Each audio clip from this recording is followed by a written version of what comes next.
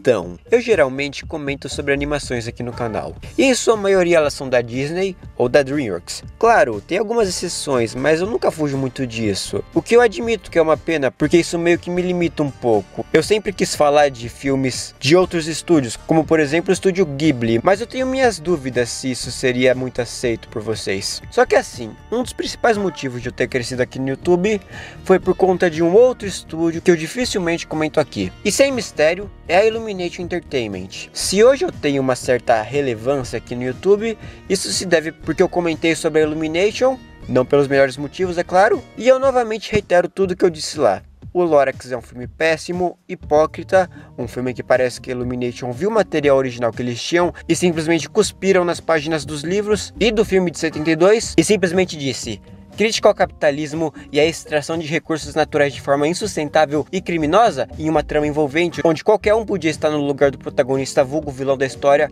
pois cedemos facilmente para nossa ganância e orgulho? Não, o negócio mesmo é altos alívios cômicos, ritmo horrível, final feliz e, é claro, comercial de carro. É um princípio dos negócios. Ok, eu acho que vocês já entenderam e cansaram desse meme. Mas principalmente, eu acho que esse é um filme bem covarde, porque quando tu para pra ver o material cortado desse filme, tu percebe que ele tinha muito potencial para ser um ótimo filme. Realmente seria uma adaptação incrível, mas ao mesmo tempo sombrio demais e não tão vendável. Mas ok, isso é assunto para um outro vídeo.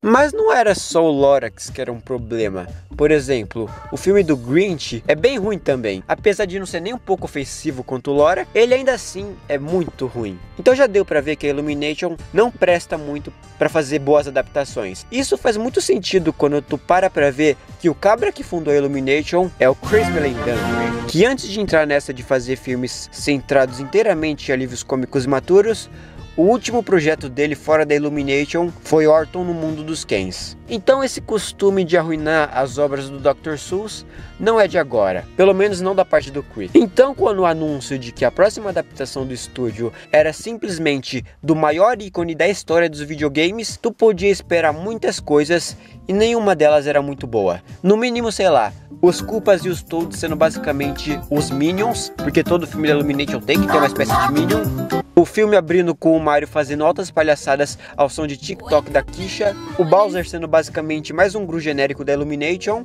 O Luigi, ao invés do covarde cavaleiro que ele é, ser só mais um cara debochado e sarcástico. E que, sei lá, o Mario seria dublado pelo Chris Pratt e ok, eu acho que já deu pra entender que as expectativas pra esse filme não seriam muito boas. Pelo menos da minha parte, não eram muito boas. Mas eu confesso que eu fiquei levemente empolgado no lançamento do primeiro trailer. Tanto que eu tava lá no chat de estreia sendo bem vergonhoso, como de costume. Mas apesar de tudo parecer bem diferente do padrão do estúdio, eu ainda mantinha minhas expectativas bem moderadas, porque né, ainda assim, era um filme da Illumination. Só que aí, algumas semanas atrás, o filme estreou. E pelo que o povo tava falando, o filme parecia que se baseava inteiramente em referências e fanservice, que é algo que eu sempre critico aqui no canal. Então eu já fui ver o filme achando que ia ter umas paradas ultra específicas que só quem conhece os jogos aprofundadamente, tipo aprofundadamente mesmo, ia sacar. Então eu já fui ver o filme esperando que do nada o Mario ia chegar no reino dos cogumelos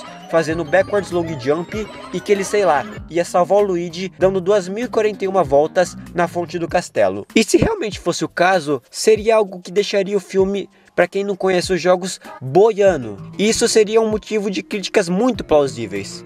Mas enfim, eu fui ver o filme e ele é de fato um filme bom. Apenas. Ele cumpre certamente tudo que ele se propõe, os temas dele são bem trabalhados e os personagens são genuinamente muito gostáveis. Até porque era meio impossível esses personagens não serem gostáveis. Mas assim, esse filme não é nenhuma obra-prima incompreendida como eu tô vendo muita gente falar por aí, mas ele também não é nem de longe essa aberração ofensiva digna de ofensas, como eu também tô vendo muita gente falar. Então esse vídeo vai ser um pouco diferente do que eu tô acostumado a fazer. Não vai ser uma interpretação de texto como a maioria dos vídeos, vai ser minha opinião sincera do filme, o que, diga-se de passagem, eu nunca fiz crítica de filme aqui no canal, porque sinceramente, pra mim, isso é um conteúdo bem cansativo e até mal trabalhado em certos casos, a ponto de beirar a ignorância, como eu vejo em certos youtubers, mas no caso de hoje não tem como fugir muito disso, até porque uma das propostas desse vídeo é apontar como que o conteúdo de crítica é algo bem superficial na maioria dos casos, e atualmente a frase "o roteiro é ruim" ou derivados como "o roteiro é fraco", "o roteiro é genérico" se tornaram quase como uma cartada para fazer críticas corridas e rasas. Até porque, na maioria dos casos, essa frase é completamente jogada e nunca tem um aprofundamento muito aprofundado sobre o porquê o roteiro é ruim e fraco. E nesse vídeo eu vou tentar mostrar para vocês o que faz um roteiro ser bom e bonito.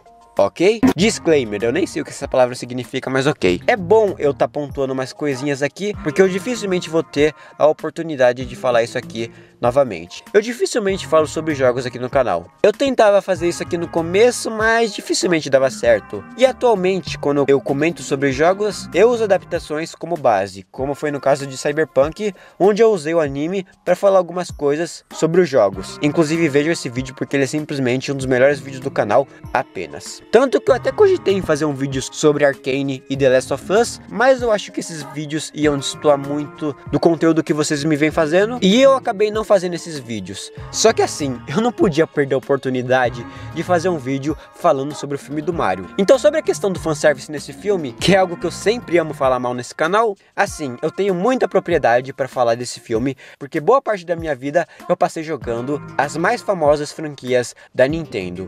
Então eu tenho um vasto conhecimento sobre Metroid, Pokémon nem tanto, porque eu sempre preferi os animes, mas mesmo assim eu conheço bastante. Super Smash Bros. Então nem se fala, Kirby também, mas os que eu mais tenho propriedade para falar são Zelda e Mario. E nisso eu incluo jogos do Donkey Kong também. É sério, eu sonho até hoje em fazer um vídeo sobre Zelda Breath of the Wild, que é simplesmente o meu jogo favorito da vida. E sobre o Mario, então, eu já zerei e fiz o 100% do Mario 64 várias vezes. Eu zerei a maioria dos jogos do Donkey Kong, eu já tentei speedrun de Mario 64, eu já completei inúmeras vezes o New Super Mario Bros. E o Mario Kart 8 de Nintendo Wii U, que é uma das maiores piadas da história dos videogames. Eu já zerei o Super Mario Bros 2, que é um jogo que eu dificilmente vejo a galera comentando mais de 5 vezes. Dito isso, eu fui ver o filme completamente neutro e imparcial a qualquer tipo de fanservice. E eu acho que já deu pra entender que, dado esse meu histórico, eu tinha tudo pra ver o filme e ficar assim, ó. Caraca, mané, nossa, tô lembrando aqui, moleque, quando eu era criança. Meu Deus. E eu confesso que duas cenas específicas me pegaram completamente desprevenido e eu acabei meio que cedendo pra nostalgia. Mas eu só tô pontuando isso porque eu sei que eu vou falar mal do filme em alguns aspectos, e eu também sei que vai vir um cabra aí nos comentários falar que eu falei mal do filme porque eu sou amargo e porque eu não sei apreciar a beleza do Mario.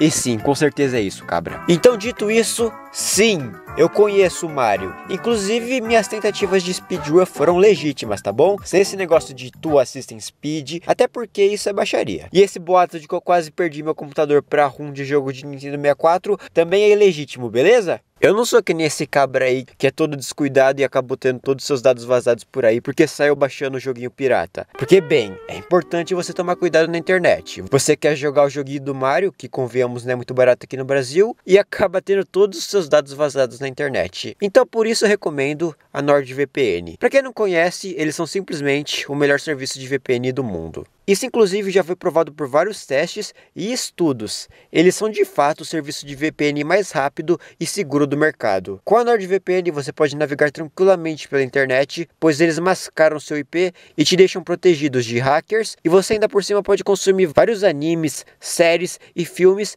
que, olha só estão disponíveis em outros países. Inclusive eu vejo que muitos de vocês pedem para eu fazer um vídeo de um desenho chamado Monkey Kid, e adivinha? Não tem no Brasil. Eu fui querer assistir e não tem no Brasil. Então com a NordVPN você consegue assistir esses conteúdos que só estão disponíveis em outros países de uma forma bem tranquila e segura. E agora eu falo com você que gosta de conectar seu celular em Wi-Fi público. Saiba que quando você conecta seu celular no Wi-Fi do shopping, do aeroporto, da cafeteria, da padaria, isso te deixa correndo vários riscos, porque tu fica completamente vulnerável. Mas com a NordVPN você pode se conectar não só em um, mas em 6 aparelhos diferentes no Wi-Fi de qualquer lugar, porque olha só, eles mascaram seu IP e te deixam navegando sem nenhuma preocupação. E vocês deram muita sorte, pois eles estão disponibilizando um plano incrível de 2 anos, mais 4 meses extras. E eles garantem o reembolso do seu dinheiro em 30 dias, caso vocês não gostem. O que eu acho difícil, eu tenho quase certeza que vocês vão gostar, mas enfim. Acessem nordvpn.com/Newt para aproveitar esses e mais benefícios, e você ainda por cima vai estar ajudando e muito o canal ao acessar o link aí da descrição e do comentário fixado. E acredite, é muito importante se proteger na internet, e eu espero que essa informação tenha sido útil para vocês. Então tá, antes de eu começar a falar da história do filme, é bom eu pontuar algo que eu particularmente não gostei muito dele. O que vai ser um tanto quanto polêmico, porque isso é algo que eu vejo que até quem não gostou do filme elogiou isso nele, que é a animação dele. Calma, eu vou dar um pouco de razão pra vocês, porque sempre quando eu tento falar de animação ou criticar alguns tipos de animação, eu sempre me acabo me expressando muito mal e vocês acabam meio que entendendo errado. O que é um tanto quanto irônico, porque pra alguém cujo trabalho é tecnicamente passar informações sobre produções audiovisuais, eu meio que sempre quando eu tento criticar animação, eu meio que sempre acabo me expressando muito mal. Assim, o filme do Mario, ele segue o padrão de estilo de arte da Illumination.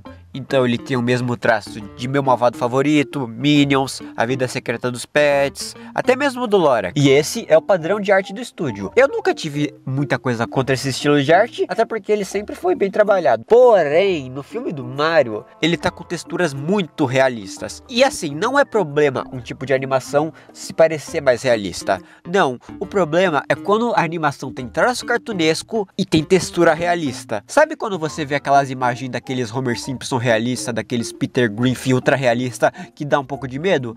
Então, é basicamente o mesmo caso aqui. Eles pegaram um tipo de animação que não consegue se conversar com texturas mais realistas. Então por isso acabou me gerando uma baita sensação de estranheza. Então pra mim esse Mario aí tá a muitos poucos passos de se tornar esse Mario aí. E novamente, não é um problema a animação ter texturas realistas. Não, olha por exemplo o filme do Tintin e Rango. São filmes maravilhosos e que têm animações muito realistas. Só que o estilo de arte desses filmes foram feitos para conversar com texturas mais realistas, o que não é o caso do filme do Mario. Mas isso não é de todo ruim. Por exemplo, eu amei o design do Bowser nesse filme, até porque eles finalmente deram textura para ele. Olha isso, cara, o cabra nunca teve textura, era só um amarelo chapado e ele finalmente ganhou as texturas. Agora ele sim é um tartarugão de respeito. E ele não só ganhou texturas, mas ele ganhou um degradê, porque eu nunca entendi porque ele tinha a pele toda amarela, mas aí ele tem a cara toda verde. Eu nunca entendi isso, mas esse Bowser aqui tem degradê e ficou infinitamente melhor do que o Bowser dos jogos, vamos combinar. E também o design da Princesa Peach, que eu gostei bastante da versão dela do filme, porque é muito agoniante quando tu pesquisa a imagem da Princesa Peach e ela só tem uma única expressão, na verdade duas. Ela sempre tá fazendo a carinha de ou a carinha de mas no filme do Mario ela é muito expressiva e isso deixou a personagem muito mais gostável pra mim, porque era muito agoniante ver ela com a mesma expressão em praticamente todos os jogos do Mario. Tá certo que tiraram a boquinha redonda do Tom Hardy dela, que era um dos pontos mais marcantes da personagem? Sim, mas mesmo assim ela ficou muito show de bola. E é claro, esse é o filme mais colorido que eu já vi na minha vida. E isso é um grande ponto positivo, porque eu nunca vi um filme que tem todas as cores sem ficar poluído visualmente. Você sempre tá com um olhar direcionado para um ponto específico, no caso Mario, ou o protagonista da cena, e o tanto de cores que tá presente naquela cena não te tira o foco do protagonista da cena. Mas é como eu já disse, as texturas desse filme me incomodam um pouco, mas novamente, não é um problema um filme ter texturas realistas, desde que o estilo de arte do filme converse com essas texturas, o que não é o caso do filme do Mario. Então, apesar desse filme ter pontos de animação muito bonitos, principalmente nas cenas de ação, que são maravilhosas, e ainda assim ter designs de personagem muito interessantes e um ótimo uso das cores, ele ainda sim tem esse problema das texturas que me tira um pouco. Então, pra mim, essa animação acaba sendo meio cansativa, o que me deixa um pouco preocupado, porque provavelmente vai ser a Illumination que vai fazer um filme de The Legend of of Zelda. O que assim, pra mim, isso seria muito absurdo. Até porque praticamente todo jogo de Zelda tem alguma questão gráfica única. Nenhum deles é realista. Até porque essa não é a proposta dos jogos de Zelda. Nunca foi. Aquele cel shading lindo de Breath of the Wild e Wind Waker nunca conseguiriam conversar com esse tipo de animação da Illumination. Isso me preocupa bastante, porque provavelmente vai ser ela que vai fazer um filme de Zelda. E se isso realmente acontecer, eu tenho quase certeza que esse filme não vai ser bom que nem o filme do Mario. Mas ainda assim, a animação de Zelda pela Illumination ainda assim é uma ideia infinitamente melhor do que live action de The Legend of Zelda, pelo amor de Deus, né? This thing is fast. Watch yourself.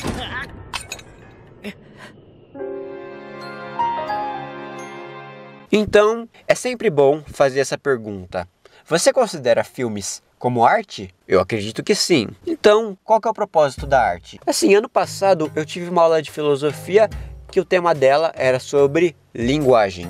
E a arte, olha só, é uma forma de linguagem em todas as culturas do mundo. Então, se a arte é uma forma de linguagem, assim como uma boa conversa, como escrituras antigas, o propósito dela é passar uma mensagem, um tema. Então você aí que tá me assistindo, você se considera um artista, não é mesmo? Você faz altos desenhos, você conta altas histórias e você sempre me manda mensagem de madrugada falando sobre o seu sonho de ser um grande artista. Inclusive me sigam aí no Instagram, ele vai estar aparecendo aí na tela pra vocês verem. Então digamos que você quer contar uma história sobre como você está triste com a vida e você queria acima de tudo poder gostar de si próprio, mas as dificuldades do mundo ao seu redor te impedem de fazer isso. Mas ao mesmo tempo você não quer ser tão literal em contar uma história sobre como você está triste com a vida e você queria gostar de si mesmo, mas as dificuldades ao mundo ao seu redor te impedem de fazer isso. Então o que você faz? Simples, você conta uma história de um garoto órfão que odeia a si mesmo e odeia seu pai e que vai morar com uma safada enquanto ele trabalha como piloto de um robô gigantesco que na verdade é um ser vivo sintético e um enorme casco de metal ambulante,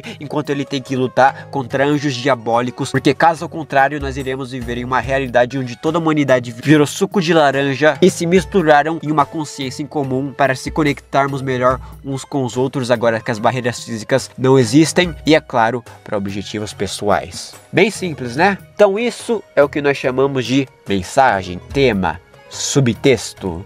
Eu sei que já virou meme o tanto que eu falo essa palavra aqui no canal, mas esse é meio que um dos objetivos dele, tentar entender a arte como mensagem, tentar ver o que o autor quis falar enquanto ele estava escrevendo aquela maluquice. É claro, quando eu não tô xingando a empresa, obviamente. Então toda vez que você vê um cabra vier para você falar que, oh meu Deus, a alma, o cerne de um desenho, de uma série é o seu roteiro, você deve dizer não a essa pessoa em 9 idiomas diferentes. E logo em seguida falar, o cerne e a alma de toda a produção artística é o seu tema, a sua mensagem, o seu subtexto. Então agora que nós vimos que o objetivo das artes no geral é passar uma mensagem, ela não acaba por aí, pois nós temos todas as outras etapas. Então eu gosto de comparar filmes, séries, animes, que seja com uma boneca russa. A boneca que vocês estão vendo aí é o produto final, mas internamente nós temos a sua direção de arte, a sua fotografia, todos os planos e composições que muitos diretores tiveram que discutir para chegar em um acordo sobre quais deles seriam os mais bonitos e mais criativos. Logo em seguida nós temos dois itens que caminham lado a lado, o roteiro e a direção. Pois o que é um bom roteiro sem uma boa direção ou uma boa direção sem um bom roteiro? Exatamente,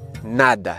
E para deixar claro, geralmente os melhores roteiros têm uma estrutura de 3 atos com um começo, meio e fim. E por último, o cerne de toda a arte é a sua mensagem, o seu tema, a mensagem que o artista por trás disso tudo queria passar. Entende? Entende por que eu falo tanto de subtexto aqui no canal? Porque esse daí é meio que o propósito da arte, né? Enfim. Então toda vez que você vier com seu projeto de HQ ultra mega elaborado para mim no Instagram, é quase certeza que eu vou te perguntar isso. Qual o seu cerne? Então, por que exatamente o roteiro do filme do Mario seria ruim? Eu não consigo entender, porque esse não é um filme com mensagens problemáticas. Inclusive, eu ressaltei o quanto que a mensagem e o tema da obra são importantes, mas eu nem falei do tema e da obra de Mario, mas é uma mensagem bem basicona de não desistir, se supere, você consegue. Nada que a gente já não tenha visto, mas é sobre isso. Vocês têm que parar com essa ideia bizarra de que toda obra precisa inovar, porque deixa eu te falar uma coisa, isso não existe. Se um cabra vier pra você e falar que que, oh meu Deus, se eu já vi isso, eu não tenho pra que ver de novo, eu sinto te informar, mas cara, a história do seu filme favorito provavelmente já foi contada há muito tempo atrás e você tá boiando com esse seu argumento aí. É sério, são poucas as obras que realmente conseguem inovar e serem boas. Então para com esse pensamento, porque a maioria das histórias já foram contadas e ainda vão ser contadas. Mas claro, existem críticas sim, muito válidas em cima do roteiro desse filme. Por exemplo, o ritmo desse filme, ele é péssimo, ele é muito corrido, o que é estranho, porque é um filme do Mario, se bem que Speedrun Mario 64 praticamente virou uma modalidade de gameplay do jogo que eu tenho quase certeza que o pessoal da produção desse filme deve amar. Mas nem o filme do Sonic é tão corrido assim, e é um tanto quanto curioso, porque a marca mais icônica das gameplays do Sonic é a velocidade. A SEGA vendia seus consoles pra falar, oh meu Deus, esses videogames aí da Nintendo, ó, tudo ruim, nossa é veloz e curiosamente o filme do Sonic tem mais tempo pra respirar e desenvolver seus personagens do que o filme do Mario.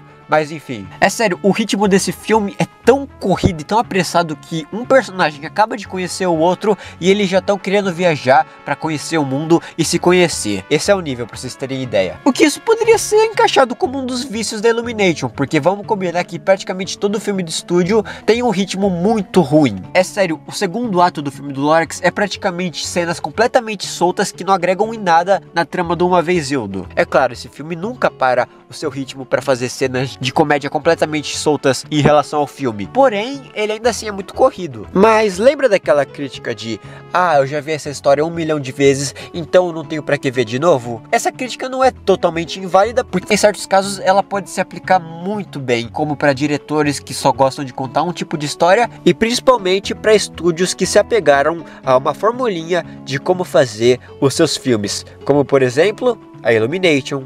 Em todo filme do estúdio, tu podia esperar os mesmos alívios cômicos imaturos, as mesmas músicas pop mal colocadas e ok, vocês já sabem de todos os vícios da Illumination, eu não tenho pra que ficar ressaltando aqueles de novo. E isso fica muito explícito quando tu percebe que o pior dos vícios da Illumination que esse filme tem são músicas pop extremamente mal colocadas ao decorrer do filme e uma piadinha de algo caótico acontecendo em segundo plano, enquanto o primeiro plano tá numa boa. E eu acho que a comparação perfeita com esse filme é Guardiões da Galáxia Volume 3.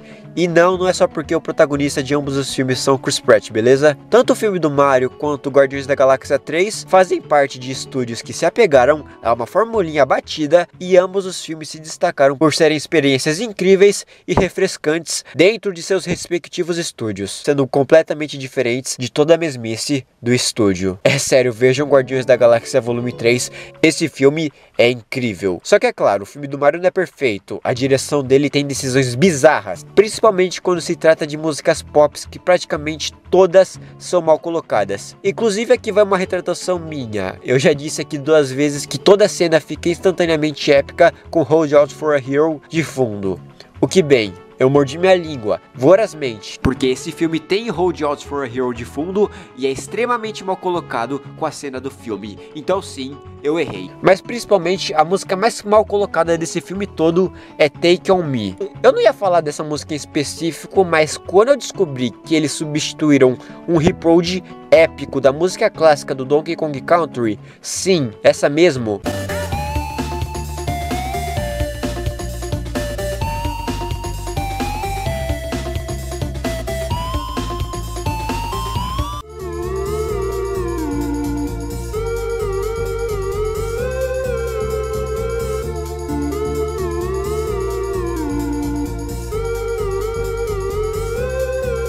Pô, Illumination, você é o estúdio conhecido por cortar músicas épicas de seus filmes, mas cortar a versão épica do tema clássico do Donkey Kong já é sacanagem, pelo amor de Deus. Mas bem, pelo menos o resto da OST, entre aspas, original do filme é tão épica que compensa esse erro brutal do estúdio. Pra falar a verdade, as únicas músicas pop do filme que são realmente bem encaixadas no filme são Mr. Blue Sky no final e No Sleep Till Brooklyn, que diga-se de passagem, é uma cena muito épica, pique videogame. Inclusive, se eu ganhasse R$1 a cada vez o filme estrelado pelo Chris Pratt no ano de 2023 tivesse uma cena épica em plano sequência ao som de No Sleep Till Brooklyn, eu teria R$2, o que não é muito, só é estranho ter acontecido 2 vezes. Mas é claro, quanto à parte do fanservice, que eu já falei um pouquinho nesse vídeo, porque assim, se você conhece os jogos aprofundadamente, o filme vai ficar um pouco previsível. Um pouco não, completamente previsível. a ponto de até dar um pouquinho de raiva em certos momentos. Por exemplo, em uma das partes do filme, inclusive uma das melhores, que é na Rainbow Road, inclusive só um adendo aqui, eu não entendi porque eles colocaram a Rainbow Road listrada, porque eu acho que todo mundo concorda que a Rainbow Road quadriculadinha é infinitamente melhor, mas enfim. Nesse momento em específico, os culpas do Bowser começam a perseguir o Mario na Rainbow Road. E se você repara bem, o, digamos, General 5 estrelas do Exército dos Koopas, ele tem um casco azul. E desde a primeira aparição desse cabra no filme, eu já sabia que ele ia entrar dentro do casco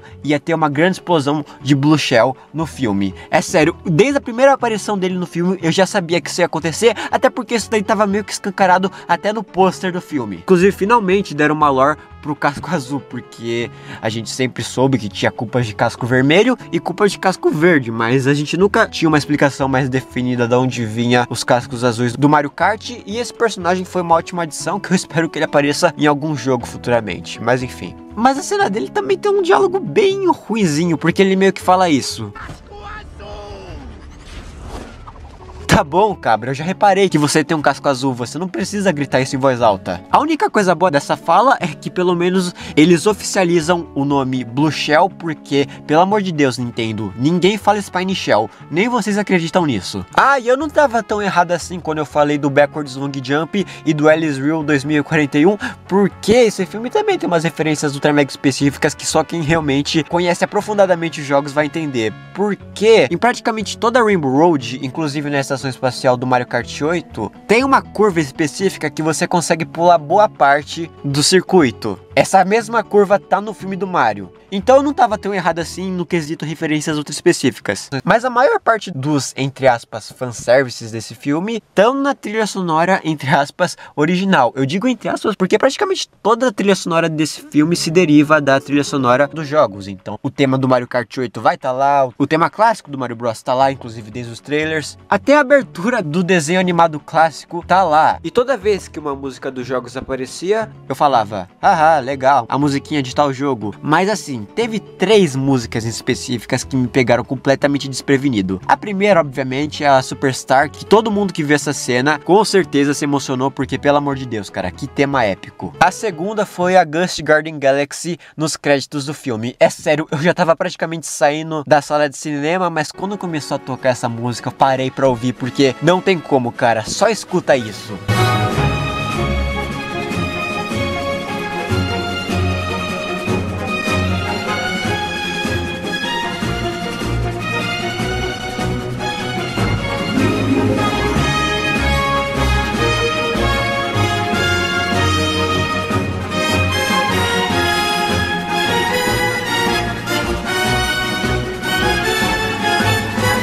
É sério, isso daí é uma das melhores trilhas sonoras da história dos videojogos, cara, não tem nem como. E é claro, a terceira, que assim, eu preciso dar um pouco de contexto pra vocês. Eu comecei esse canal, na verdade um dos motivos de eu ter começado esse canal foi por causa de Donkey Kong. Eu postava um videozinho lá de Ben 10 e outro de Donkey Kong. E assim, o Donkey Kong 64 é um dos meus jogos favoritos da vida. E eu tenho um vídeo inteiro defendendo esse jogo, que é um jogo bem justiçado, que o pessoal meio que critica e muito ele. Mas assim, eu não recomendo vocês verem esse vídeo porque ele é muito ruinzinho, mas enfim. E quando o Donkey Kong entra em cena e isso daqui começa a tocar, é sério, eu fiquei praticamente sem reação. Eu tava vendo o filme todo com essa cara, e quando começou a tocar essa música, eu já fiquei instantaneamente assim. É sério, isso daí é uma daquelas referências ultra específicas que quase ninguém do cinema pegou, mas eu orgulhosamente fiquei muito empolgado nessa cena. Porque, cara, vocês não tem nem noção do quanto que esse rap era zoado em praticamente todo o vídeo de Donkey Kong 64, e eu sempre gostei dessa música. Tá certo que os cabras que fizeram essa música provavelmente não foram creditados no filme? Provavelmente, a vida é triste, mas cara, só dessa música tá no filme me fez ver o resto do filme com um sorriso na cara. E não para por aí não, porque além do DK Rap, na plateia o Diddy Kong aparece, a Dixie Kong e o Chunky Kong. Ele não tá morto. É sério, o pessoal zoa a suposta morte dele, tem uma porrada de memes sobre a morte dele, mas ele tá vivo, cara. Finally, he's coming for you. He's the last member of the DK Crew. O Chunky Kong tá vivo, cara. Inclusive, aproveitando que a gente tá falando de referência, essas coisas inúteis aí que eu nunca falo aqui no canal, é bom apontar uma referência que eu acho que só eu que peguei essa, que na cena que os Koopas estão tocando guitarra, a música lá, Bowser's Fury, eu percebi que a dança que eles estão fazendo é muito parecida com o GIF dos Koopas dançando da pista Electrodrome do Mario Kart 8. É sério, é muito parecido e eu acho que só eu que reparei nisso até agora, porque eu não vi ninguém que comentou sobre isso. Mas provavelmente eu só tô viajando. Mas é claro, o maior fanservice que esse filme podia ter, ele não tem. Não tem nem o Wario, nem o Waluigi. Mas principalmente o Waluigi. Porque esse cabra aí, esse cabra é o cabra mais injustiçado da história das histórias. Porque a Nintendo até hoje nega um título solo dele. Ele é negado no Mario 64 de DS. O Waluigi Pinball foi cortado do Mario Kart de Nintendo Wii U. O cabra é negado no Super Smash Bros, no Super Smash Bros Melee, no Super Smash Bros Brawl, do de Nintendo Wii U, 3DS e no Ultimate. Pelo amor de Deus, esse cara merece atenção. Ele merece toda a atenção do mundo. O Waluigi não merece ser mais esquecido do que ele já é. Mas enfim, o Wario e o Waluigi tem que estar no segundo filme. Inclusive, Illumination, você que se orgulha tanto do Danny DeVito ter feito a voz do Lorax, coloca o Danny DeVito pra fazer a voz do Wario no segundo filme, porque o Jack Black já era a pessoa perfeita pra fazer o Wario, mas ele é o Bowser. Então a única pessoa que pode ser o Wario atualmente é o Danny DeVito e pronto. E sei lá, coloca o Willem Dafoe. Sim, o Willem Dafoe que é igual... nossa, ele é idêntico ao Luigi. Nossa, mas parando pra pensar agora, o Willem Dafoe, ele meio que nasceu pra esse papel. Os dois são idênticos, é sério. Eu vejo crianças querem o Willem Dafoe como Coringa. Porém, eu vejo lendas, e essas lendas querem o Willem Dafoe como o Waluigi. Pelo amor de Deus, imagina se isso acontece. Infelizmente, nós não vivemos na realidade perfeita, onde o Willem Dafoe é o Waluigi. Infelizmente. E outra coisa que eu reparei foi que a princesa Peach desse filme, ela é muito sapeca. É sério, ela parece muito mais a princesa Daisy do que a princesa Peach, porque a Peach é aquele tipo de princesa que nunca gostaria de ter seu vestido sujo ou seu cabelo bagunçado, se bem que é impossível bagunçar o cabelo da Peach, mas enfim. Ela é muito mais parecida com a Daisy no quesito de personalidade do que a própria Peach, o que é um tanto quanto curioso, porque quando tu para pra ver, a Daisy do filme live action do Mario é muito mais parecida com a Peach dos jogos, e essa Peach do filme do Mario é muito mais parecida com a Daisy dos jogos. Claro, tudo isso eu digo no quesito personalidade, até porque nenhuma das duas tem cabelo castanho. Mas eu também tô com uma impressão de que o segundo filme vai ser muito previsível. Depois que eu saí da sala de cinema, eu já tava com uma ideia fixa de como vai ser o segundo filme. O vilão do filme vai ser o Bowser Jr. tentando resgatar o pai dele, que coitado tá preso lá no castelo da Peach, e de quebra ele e seus irmãos Koopalings, porque sim, nada tira da minha cabeça que os Koopalings são filhos do Bowser. E sim, Nintendo, eu tô ligado do retcon que você fez, mas eu não tô nem aí. Eles sempre serão filhos do Bowser. O Bowser Jr. e os Koopalings vão lá e sequestram a Peach, porque o Bowser Jr. tem essa ideia fixa na mente dele de que a Peach é a mãe dele, porque ela realmente é, né? O Mario e o Luigi vão conseguir derrotar o Bowser, porém o Kamek vai aparecer de última hora e dar aquela clássica risadinha dele e transformar ele no Giga Bowser, mas tanto o Mario quanto o Luigi vão derrotar ele usando o carrinho do Bowser Jr., que nem o Mario faz no New Super Mario Bros. De Nintendo Wii U. O filme vai ter a participação da princesa Daisy porque eu não sei, vai ser mais por fanservice mesmo, e porque ela quer, sei lá, ajudar o Mario a resgatar a prima dela que foi sequestrada. E também vai ter a participação tanto do Wario quanto do Waluigi, mas eles vão ser alívios cômicos patéticos. Eles vão ser aqueles rivais que sempre zoavam o Mario e o Luigi por terem esse sonho de serem encanadores, mas depois que eles viram o sucesso deles, eles seguiram a mesma carreira e começaram a se vestir parecido com os dois. Vai ser basicamente isso. Eu tenho quase certeza que o segundo filme vai ser assim. E a presença do Yoshi vai ser mais como um pet fofo, como todo filme da Illumination tem que ter, obviamente. Então vocês devem estar se perguntando se eu acho que os próximos filmes da Illumination vão ser bons que nem o filme do Mario. E a resposta é simples: não. Eu não acho. Porque assim, eu tenho certeza que o filme do Mario só foi um filme do Mario e não um filme da Illumination por causa de um fator específico chamado Nintendo. Você pode falar o que quiser da Nintendo, mas uma coisa é fato: eles sabem como tratar seus personagens. Pra vocês terem ideia, quando o Bowser apareceu em Detona Ralph, a Nintendo mandou a Disney corrigir a postura do Bowser, pois ele não estava segurando o copo de uma maneira mais elegante. Então eles de fato sabem como tratar seus personagens, e a Nintendo nunca ia deixar o filme do Mario ter um segundo ato feito inteiramente com base em cenas de alívios cômicos completamente irrelevantes para o filme. Isso é certeza. Mas enfim, é isso. Espero que tenham gostado. Se vocês gostaram, considerem compartilhar, porque eu tô há um mês sem postar vídeo. E também me segue lá no Instagram, porque eu sou bem ativo por lá. E é isso. Nós nos vemos no meu próximo vídeo, eu acho.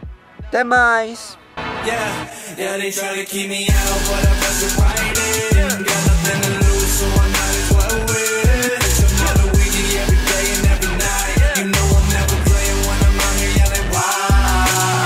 Now what you do with what it is? Whoa. So what you fighting for? For my legacy, revenge, and my pride and more. My whole